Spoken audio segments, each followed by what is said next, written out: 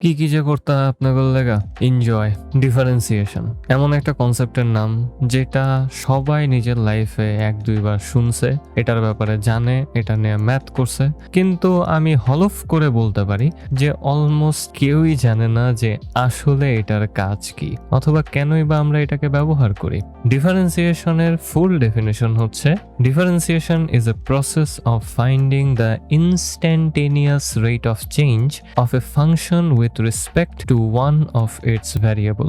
অনেক লম্বা, শুনতেও একটু ভয় পাওয়া যায়। সোজা বাংলায় বললে, কোনো একটা ভ্যারিয়েবলের সাপেক্ষে কোনো একটা ফাংশনের ইনস্ট্যান্টেনিয়াস রেট অফ চেঞ্জ খুঁজে বের করাটাই হচ্ছে ডিফারেন্সিয়েশনের কাজ। তাও বুঝেন নাই? এখানে সবচেয়ে ইম্পর্টেন্ট যে জিনিসটা সেটা হচ্ছে instantaneous rate of change. Instantaneous rate of change বুঝার আগে আপনাকে বুঝতে হবে জাস্ট রেট অফ চেঞ্জ বলতে কি বোঝায়। ধরেন আপনার কাছে একটা ফাংশন আছে y is equals two f of x। এটা যে কোনো ফাংশন হইতে পারে। এই ক্ষেত্রে x হচ্ছে ইন্ডিপেন্ডেন্ট ভ্যালু যেটা পরিবর্তিত হইতে পারে এবং y হচ্ছে ডিপেন্ডেন্ট ভ্যালু যেটা x এর সাপেক্ষে পরিবর্তিত হবে। আমরা x এবং y এই দুইটাকে সিম্পলি দুইটা লাইন গ্রাফের মাধ্যমে রিপ্রেজেন্ট করতে পারি। লেটস সে x এবং y এর ভ্যালু 0 থেকেই শুরু হবে। এখন x এর ভ্যালু কিছু পরিবর্তিত হইলে y এর ভ্যালু কিছু পরিবর্তিত হবে। এটাই হচ্ছে আমার ফাংশনের কাজ। কিন্তু আমাদের ফাংশনটা আসলে কতটুকু পরিবর্তিত হইতেছে সেটা কিভাবে ক্যালকুলেট করব? আমরা যদি একটু ভালোভাবে লক্ষ্য করি তাহলে দেখতে পারতেছি যে x এর ভ্যালু যদি 4 পরিমাণ বাড়ে তাহলে y এর ভ্যালু 7.2 পরিমাণ কমতেছে এবং আমরা এই দুইটাকে ডেল্টা x এবং ডেল্টা y দ্বারা রিপ্রেজেন্ট করতে পারি। আমরা আসলে ডেল্টা ইউজ করি পরিবর্তনকে বোঝানোর জন্য, সিম্পলি বিয়োগ ফলকে বোঝানোর জন্য ভাই, আর কিছু না। এবং আমরা যদি পরবর্তীতে ডেল্টা y কে ডেল্টা x দ্বারা ভাগ করে দিই তাহলেই আসলে আমরা রেট অফ চেঞ্জটাকে পাওয়া যাইতেছি। এক কথায় পরিবর্তনের হার। ডেফিনেশনটা মনে আছে? কোনো একটা ভ্যারিয়েবলের সাপেক্ষে আমাদের ফাংশনের পরিবর্তনের হারটাকে খুঁজে বের করতে হবে। এতে করে আমরা যে ফাইনাল ভ্যালুটা পাবো সেটা হচ্ছে -1.8। এবং এটা দ্বারা আসলে কি বোঝানো হয়? সহজ কথায় আমি এখানে বলতেছি, যদি x ভ্যালুর পরিবর্তন 4 পরিমাণ হয় তাহলে x ভ্যারিয়েবলের এক একক পরিবর্তনের জন্য আমাদের ফাংশনের ভ্যালুর পরিবর্তন হবে -1.8। এটাকে আরেকটু ভালোভাবে বোঝার জন্য আমরা একটা গ্রাফের ব্যবহার করতে পারি। এখানে x অক্ষ বরাবর x এবং y অক্ষ বরাবর y দিয়ে দিলাম এবং আমরা যে কোনো একটা ফাংশনকে এখানে প্লট করে দিতে পারি। এবং এখন আমরা x ভ্যালুর সাপেক্ষে আমাদের এই প্লট করা লাইন থেকেই y এর যে কোনো ভ্যালুকে খুঁজে বের করতে পারি। এবং আমরা যদি x এর ভ্যালু বাড়াই অথবা কমাই অথবা সমান রাখি তাহলে আমরা দেখতে পারবো যে আমাদের y এর ভ্যালুটাও বাড়তেছে, কমতেছে অথবা সমান থাকতেছে। পুরোটাই নির্ভর করতেছে আমাদের এই সিম্পল প্লটটার উপরে। এবং এখান থেকে আমরা রেট অফ চেঞ্জটাকে খুঁজে বের করার চেষ্টা করব। সিম্পলি আমরা x অক্ষ বরাবর ডটটাকে x1 বলতে পারি এবং y অক্ষ বরাবর ডটটাকে আমি y1 বলতে পারি। এন্ড এখন যদি আমি অন্য কোনো একটা বিন্দুকে নিয়ে নেই আমাদের প্লটেড লাইন বরাবর, তাহলে সেটা x অক্ষ বরাবর x2 বলবো এবং y অক্ষ বরাবর y2 বলবো। এন্ড এখন আমরা এই চারটা বিন্দুর মধ্যবর্তী দূরত্বকেই পরিবর্তন হিসাবে ধরে নিতে পারি। আমরা x1 থেকে x2 তে গেছি, y1 থেকে y2 তে গেছি। চারটা ভ্যারিয়েবলের মধ্যবর্তী দূরত্বকে আমরা ডেল্টা x এবং ডেল্টা y দ্বারাই প্রকাশ করতে পারি। এবং আমরা চাইলে সিম্পলি এটাকে একটা ইকুয়েশনের মাধ্যমে বুঝাইতে পারি, যেটা হচ্ছে delta y divided by delta x is equals to হবে y2 minus y1 divided by x2 minus x1। And আমি জানি আপনারা এই সূত্রটা আগেও কোথাও দেখছেন, বিশেষ করে যদি আপনারা ইন্টারমিডিয়েট পাস করে থাকেন। অনেকবারই দেখছেন এই সূত্রটা, ব্যবহারও করছেন অনেক ক্ষেত্রে। অনেক নামে এটা আমাদেরকে শেখানো হয়েছে স্কুলে এবং কলেজে। স্কুলে থাকতে স্থানাঙ্ক জ্যামিতিতে আমরা এটা দেখছি এবং কলেজে থাকতে সরল রেখার চ্যাপ্টারে বিশেষ করে আমরা এই জিনিসটা জানতে পারছি।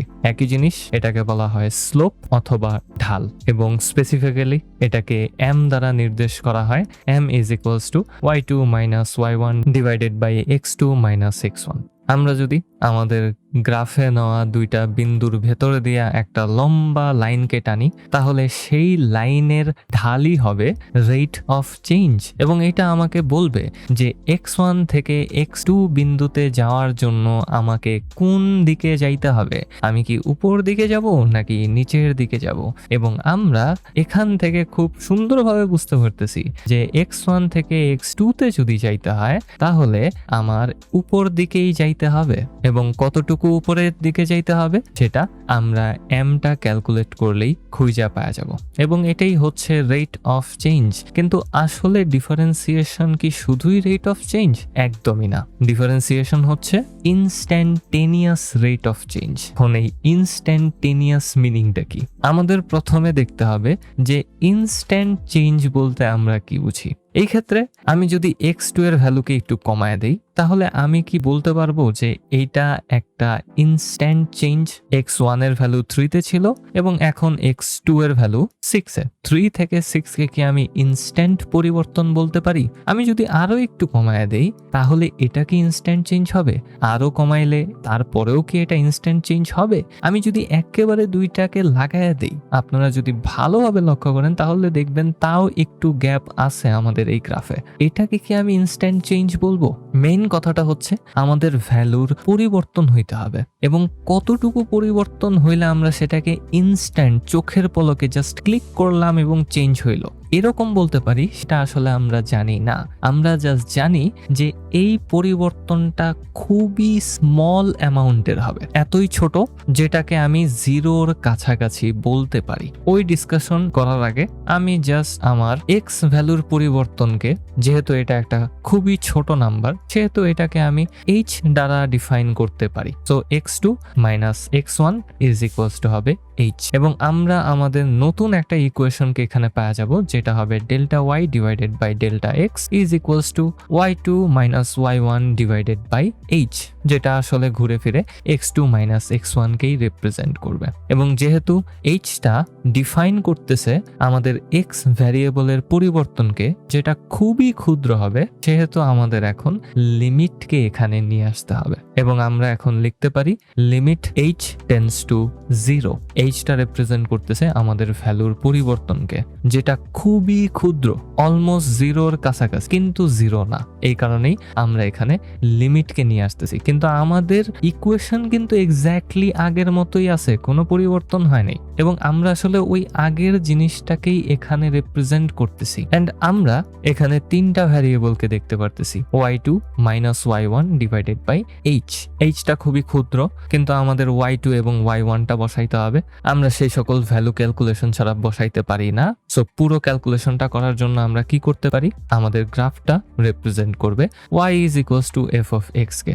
সো আমরা y2 এবং y1 কে রিপ্লেস করে দিতে পারি f of x2 f of x1 এর দ্বারা, কারণ আমরা y2 কে পাবো x2 ভ্যালুর জন্য এবং y1 কে পাবো x1 ভ্যালুর জন্য।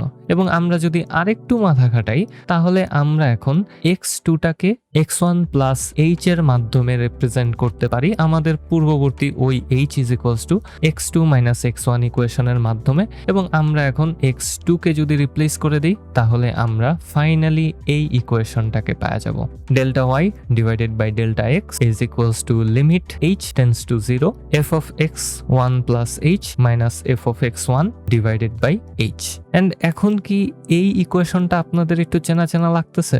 আমরা কিন্তু এখনো সেই আগের রেট অফ চেঞ্জ ইকুয়েশনেই আসি, জাস্ট এখানে শুধুমাত্র আমরা কিছু মেন্টাল ম্যাথমেটিক্সের ব্যবহার করছি, আর কিচ্ছু না। এন্ড আমরা যদি এটাকে ফুললি জেনারেলাইজ করে দিই তাহলে আমরা এখন পাওয়া যাব dy by dx is equals to limit h tends to 0 f of x plus h minus f of x divided by h।